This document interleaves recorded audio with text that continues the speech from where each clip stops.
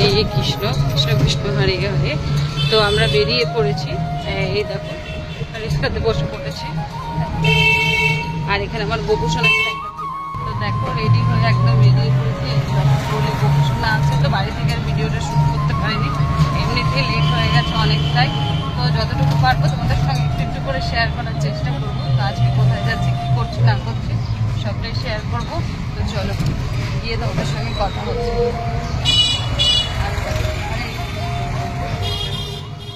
এখন কোনো ট্রেনে রিজার্ভেশন পাওয়াই যাচ্ছে না, এত অসুবিধা হচ্ছে। তোমাদের দাদাভাই প্রচণ্ড বকা দিচ্ছে যে এখন তো এই টাইমে এতটাই ভিড় হয়, তোমরা কি ঠিকঠাক পৌঁছাতে পারবে, সিট পাবে কি পাবে না, এটা নিয়ে বকাবকি করছে। তো আমি বললাম ঠিক আছে চলো যাই। তো শিয়ালদাতে এসে যাই হোক 3টে সিট পেয়ে গেছি।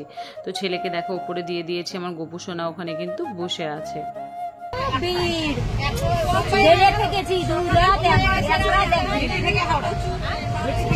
তা তোমরা এত টাকা পাও তো রিজার্ভেশন করতে পারো না? ট্রেনের মধ্যে এতটা ভিড় কি বলবো বন্ধুরা। অনেকক্ষণ আসার পর তোমাদের দাদাভাই কেক দিয়েছিল, তো ওরা সবাই কেক খাচ্ছে। তো আমার মেয়ে বলছে খিদে পেয়ে গেছে, খিদে পেয়ে গেছে। আনলাম ঠিক আছে, তোমাদের দাদাভাইকে কিছুটা রান্না করে দিয়ে এসেছি, ও কি করে খাবে তাই না। তারপর দেখো আমাকেও দিয়েছিল কিনে, তো আমিও খাচ্ছি। আর এতটা ভিড় তোমাদেরকে বলে বোঝাতে পারবো না, বসতেই পাচ্ছি না। আর এনারা তো এসছেন সেই বোম্বে থেকে, বুঝতেই পারছো এনারাও এত কষ্ট করে 2-3 দিন ধরে আসছে। তো ছেলে বলছে মা আমি ওখানে বসে থাকতে পারছি না। বললাম বাবু তাহলে কি করবে বলো, তাহলে নিচে আসো, আমি তাহলে ওপরে চাচ্ছি। আবার ওপরে ওঠাটাও আমার কাছে হচ্ছে প্রচণ্ড কষ্টকর, খুব কষ্ট হচ্ছে। মানে এতটা গরমের জন্য তো আরও মাথা খারাপ হয়ে যাচ্ছে। তো এখানে দেখো মেয়েকে বললাম একটু জানালার ধারে দেন, তো ওখানে জানালার ধারে বসে আছে। তো আমাদের পাশে একটা মানে বলতে পারো অনেকটাই ছোট, তো একটা বুনু আছে। তো বুনুর সঙ্গে গল্প করতে করতেই চলে আসছি, বেশ ভালোই লাগছে। তারপর আমরা বহরমপুরে নেমে পড়েছি। বহরমপুরে নেমেই আমার ছেলে বলছে মা অনেকক্ষণ ধরে আমার খিদে পেয়েছে, কিছু খাবো। তো এইখানে দেখো এই যে বহরমপুর দেখতে পাচ্ছি, আমি তো মোটামুটি 2 বছর পর আসছি। মাঝে একবার হয়তো 2 দিনের জন্য এসে চলে গেছিলাম, সেরকমভাবে কিন্তু আমার থাকা হয় না। তারপর দেখো এখানে আমার বাবা কিন্তু নিতে চলে এসেছে। তো বাবা নিতে এসে তারপর ব্যাগপত্র অনেকটাই হয়ে গেছে। তো মেয়ে এখানে দেখো বকবক করছে। তো চলো বাবার সঙ্গে যাই, তারপরে আরও কিছু জিনিস তোমাদের সঙ্গে শেয়ার করছি।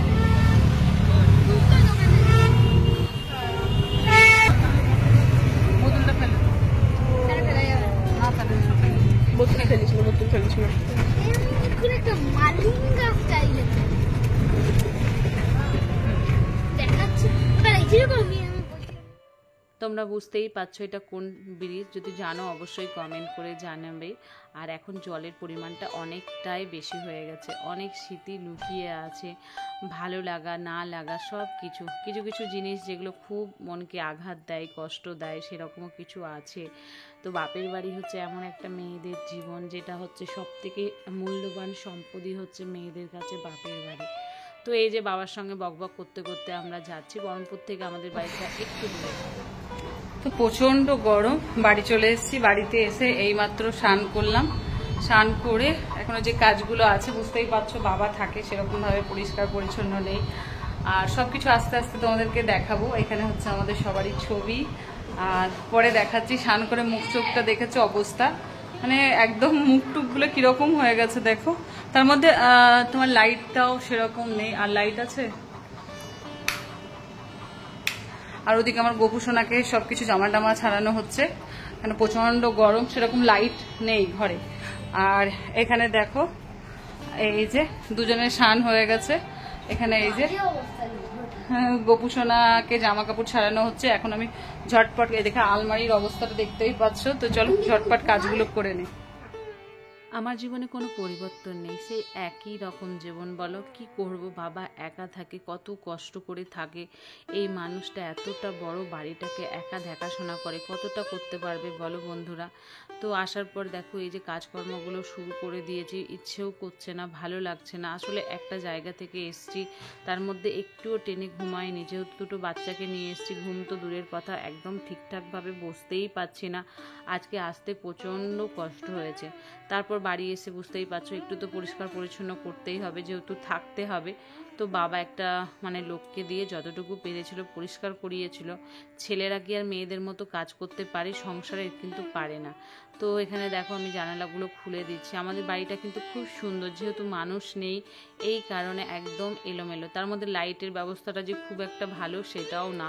আসলে একা মানুষ থাকলে কি হবে, তাই না বলো? এই যেমন তেমন করে বাবা মানে থেকে যায়, এটাই অনেক বড় ব্যাপার।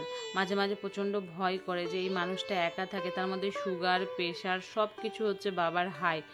মাঝে মাঝে মনে হয় যে মেয়েদের জীবনটা এতটাই কষ্টকর যে নিজের মা বাবাকে দেখার সময়টুকুও পায় না। শ্বশুর বাড়ির দায়িত্ব কর্তব্য পালন করতে করতে যেন অনেকটাই শেষ হয়ে যায়। মাঝে মাঝে যখন ছুটে যাই, আবার যখন ওখান থেকে ফিরে আসি, কতটা যে কষ্ট হয় তোমাদেরকে বলে বোঝাতে পারবো না। তো বাবা টুকটাক সবজি নিয়ে এসছে, তো বাবা বলে একটু মুড়ি খাবো। আমি বললাম প্রচণ্ড খিদে পেয়ে গেছে, মুড়ি খাবো, তুমি একটু চপ নিয়ে আসো। তো আমাদের এখানে কালুদার চপ হচ্ছে সব থেকে ভালো পাওয়া যায়। তো বাবাকে বললাম অনেক দিন, মোটামুটি দু তিন বছর হয়ে গেছে আমি কালুদার দোকানের চপ খাওয়া হয়নি। তো বাবা দেখো কিনে নিয়ে চলে এসছে। তার কারণ হচ্ছে এই চপের মধ্যে তোমার নিরামিষ থাকে, কিন্তু এতটা সুন্দর খেতে হয়, মানে দারুণ লাগে। তো বাবাকে বললাম তুমি একটু বেগনি তো আনতে পারতে, বাবা বলে বেগনিটা পাইনি, এতটা লম্বা লাইন ছিল, ভিড় ছিল। তো এখানে দেখো আমি মুড়ি আর শসা নিয়ে নিয়েছি, বাবাকেও খেতে, এই যে এখানে পেঁয়াজ কেটে নিয়েছি, বাবাকেও দিয়েছি। তো বাবাও খাবে। এখানে কাঁচা লঙ্কা নিয়ে নিয়েছে। ছেলে মেয়েকে বললাম বাবু আসো একটু করে মুড়ি খাও, ওরা তো একদম খেতেই চায় না। এই অনেক দিন পর যাই হোক না কেন তৃপ্তি করে খাচ্ছি। তো আশা করি বাপের বাড়ির ব্লগগুলো খুব তাড়াতাড়ি তোমাদের সঙ্গে শেয়ার করব, তোমরা দেখতে থাকো। আর বুঝতেই পারছো নাইটি ফাইটি এগুলো সব এখানেই রাখা থাকে, আমি এই নাইটিগুলো নিয়ে যাই না, তখন কত নিয়ে যাব কত নিয়ে আসবো, তাই না? গরম মানে প্রচন্ড গরম, এখানে তো আরো গরম। তো এই যে জামা কাপড়ে কিছু কাজ বাকি ছিল, এখানে জামা কাপড় বের করেছি। আমার চোখটাতে মনে হচ্ছে ঠান্ডা লেগে গেছে, আমার চোখে জল পড়ছে শুধু।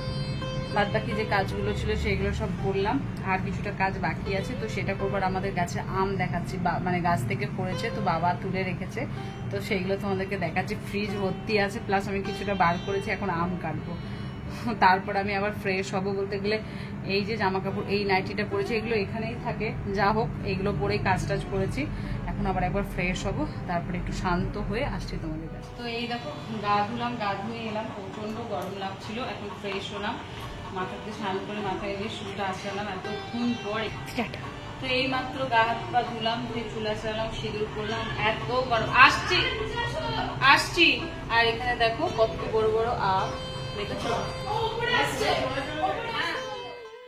তো দেখো এটা হচ্ছে আমাদের দোকান ঘর, আর এই দোকান ঘরে আমার মায়ের ছবি আছে, তোমাদেরকে দেখাচ্ছি। আর এটা হচ্ছে আমার দিদি, মানে আমার নিজের দিদি। এটা হচ্ছে আমার মা, মায়ের জন্য অনেক অনেক অনেক মন খারাপ করে। আর এটা হচ্ছে আমার বাড়ির সামনে রাস্তা। কি বলো তো, সত্যি শহর বাজার থেকে এই জায়গাটা অনেকটাই আলাদা, অনেকটাই ভালো। এখন যখন চলে এসেছি এখন আর সত্যি যেতে ইচ্ছেই করে না, মনে হচ্ছে এখানে যদি থাকতে পেতাম কত ভালো হতো। তোমাদের দাদা ভাইয়েরও প্রচণ্ড মন খারাপ, যেহেতু বাচ্চাদেরকে নিয়ে এসেছি। বাচ্চারা ওর কাছে থাকলে যখন অফিস থেকে ফিরে আসে বাচ্চাদের মুখ দেখে, ওরা হাসছে, ওদের সঙ্গে গল্প করছে, খেলছে, তো তখন মানুষটার কত ভালো লাগে, তাই না? তো এখন একটু একা একা তোমাদের দাদা ভাই থাকুক, আমিও কিছুদিন আমি আমার বাবার কাছে থাকি। অনেক দিন পর এলাম, বাবার চোখ মানে অপারেশন হয়েছিল ছানি, তখন আমি আসতেই পারিনি। তো এই জন্য ভাবলাম না কিছুদিন থেকেই যাই। তো তারপরে বাবা দেখো মাছ কিনে নিয়ে এসছে। দেখো একটা ছেলে যে কিভাবে সংসার করে, যারা কাজ করতে পারে তাদের কথা আলাদা, যারা পারে না তাদের কতটা যে কষ্ট হয় বলো তো। দেখো এতগুলো মাছ নিয়ে এসছে, বললো আমি মাছগুলো কাটতে পারিনি, তোরা কেটে রান্না বান্না কর। তো দিদি চলে এসছে, আর আমার দিদি কি বলো তো প্রচণ্ড কাজে এক্সপার্ট। আমি যতটা পারি না ও কিন্তু আমার থেকে অনেক বেশি পারে। আর আমাদের কাছের আমগুলো ওরে বাবা ধূপ ধাপ যেন পড়তেই থাকছে। তো আজকে মেনুতে কী কী হচ্ছে না হচ্ছে সবটাই জানাচ্ছি। ও শ্বশুর বাড়ি থেকে এসছে। আর এখানে দেখো আলুটা এরকমভাবে কেটে নিয়েছে, দিদিকে বললাম, দিদি বললো যতটা পারিস পাতলা করে কাট, আর ইচ্ছেই করছে না। তো চলো কী কী রান্না বান্না হচ্ছে সবটাই তোমাদের সঙ্গে শেয়ার করছি। দেখো বন্ধুরা আমার সবজি কাটা কিন্তু হয়ে গেছে। কি কি সবজি কেটেছি দেখো, এটা একটা পাঁচ তরকারি হবে, এটা মাছের ঝোল হবে, আর এখানে স্যালাড কেটে রেখেছি। আর এই দেখো গাছ থেকে এই মাত্র পড়লো আম, আর প্রচন্ড মেঘ ডাকছে, মনে হয় বৃষ্টি হবে। এখানের ওয়েদারটা দারুণ, মানে সারাদিন প্রচন্ড কষ্ট হয়েছে ট্রেনে, তোমরা তো বুঝতেই পেরেছো। আজকে এমনিতে অনেকটা ভিড় ছিল। আর ওদিকে আমার রান্না বসে গেছে, দিদি রান্না করছে, তোমাদেরকে দেখাচ্ছি চলো। ওদিকে দেখো রান্না, ওই যে কি কি রান্না হচ্ছে দেখো, ভাত জাস্ট হয়েছে আর এই দেখো মাছ ভাজা চলছে।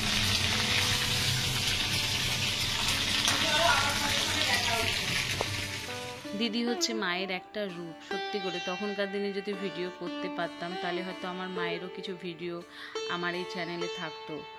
আজ নেই বলে প্রচণ্ড মন খারাপ করে, ভাবতাম যদি একটা গলার আওয়াজ শুনতে পেতাম। আজকে যার সংসারে আমরা এসে দুই বোনে খাচ্ছি যাচ্ছি, সেই মানুষটাই আমাদের কাছে নেই।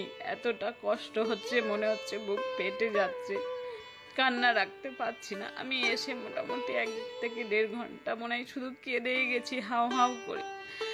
পারি না নিতে কিছু, প্রত্যেকটা জিনিস যেন সব মায়ের, হাঁড়ি কড়াই বাসনপত্র সব কিছু, শুধু মানুষটাই নেই।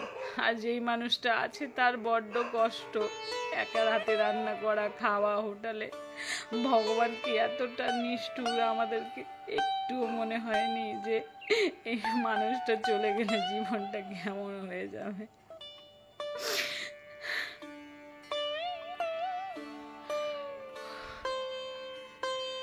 আমি এই কারণেই বাপের বাড়ি আসতে চাই না। তো চলো আজকের জন্য বিদায় নিচ্ছি, পরে আবার দেখা হবে অন্য ব্লগে।